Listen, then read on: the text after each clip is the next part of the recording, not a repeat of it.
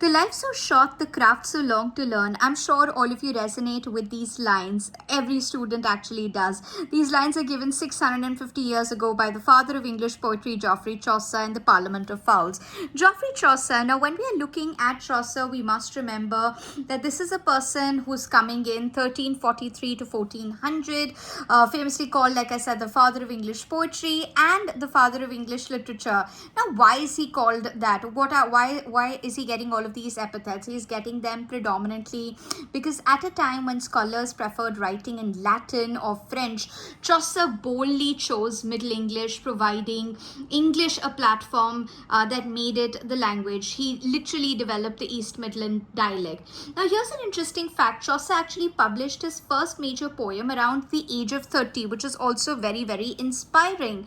The Book of Duchess, 1368 to 69. Now, what is the Book of Duchess doing? It's an elegy written for Blanche, Duchess of Lancaster.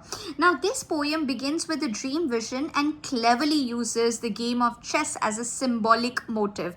That's right, you heard it right, the game of chess. Now, in medieval Europe, saying checkmate also meant losing one's queen.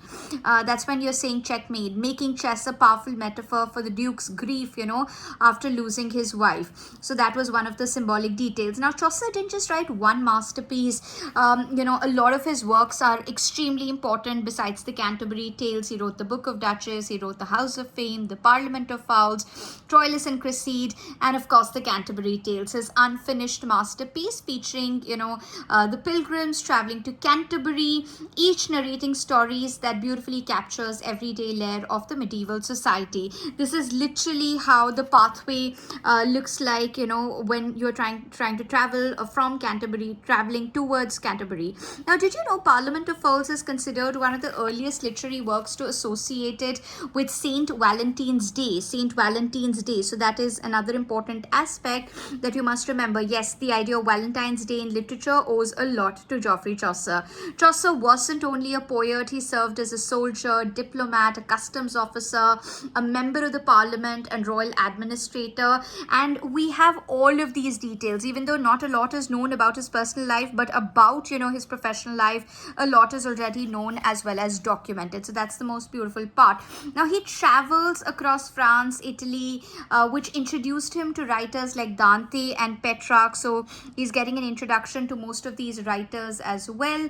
And one more important point over here is the fact that, when Geoffrey Chaucer chose to write in English, he was just not writing poems, he was creating the future of English language itself. No wonder he became the first poet to actually be buried at the Westminster's Abbey, and that too in the Poet's Corner. So Geoffrey Chaucer, 1343 to 1400, the voice that made English immortal, literally, that's what we're largely able to see.